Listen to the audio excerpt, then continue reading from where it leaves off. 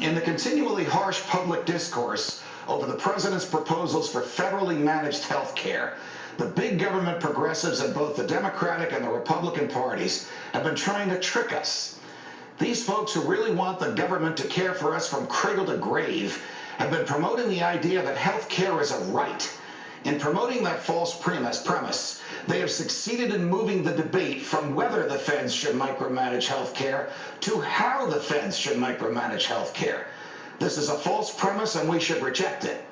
Healthcare is not a right, it is a good, like food, like shelter, and like clothing. Okay, what's a right? A right is a gift from God that extends from our humanity.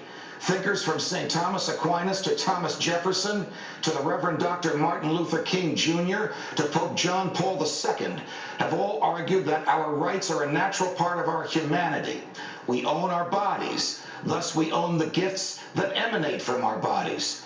So our right to life, our right to develop our personalities, our right to think as we wish, to say what we think, to publish what we say, our right to worship or not worship, our right to travel, to defend ourselves, to use our own property as we see fit, our right to due process, which is fairness from the government, and our right to be left alone are all rights that stem from our humanities. These are natural rights that we were born with.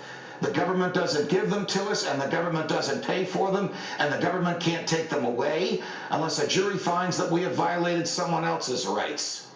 What is a good? A good is something we want or need. In a sense, it is the opposite of a right. We have our rights from birth, but we need our parents when we are children, and we need ourselves as adults to purchase the goods we require for existence. So food is a good, shelter is a good, clothing is a good, education is a good, a car is a good, legal representation is a good, working out at the gym is a good, and access to health care is a good.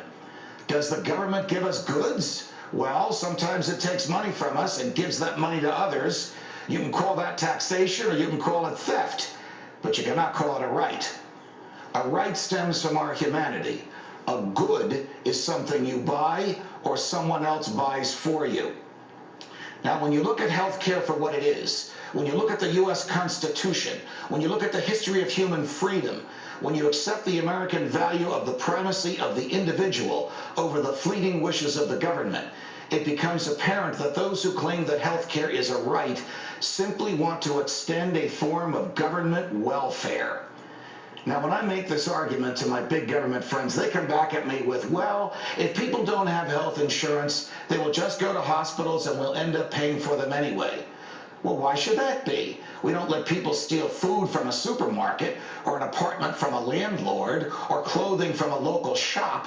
Why do we let them take health care from a hospital without paying for it? Well, my big government friends contend that's charity. Well, they're wrong again. It's impossible to be charitable with someone else's money. Charity comes from your own heart, not from the government spending your money. When we pay our taxes to the government and it gives that money away, that's not charity, that's welfare.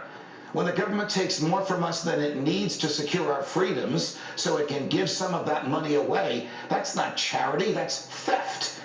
And when the government forces hospitals to provide free health care to those who can't or won't care for themselves, that's not charity, that's slavery. That's why we now have constitutional chaos, America, because the government steals and enslaves, and we outlawed that a long time ago. Oh, look, everybody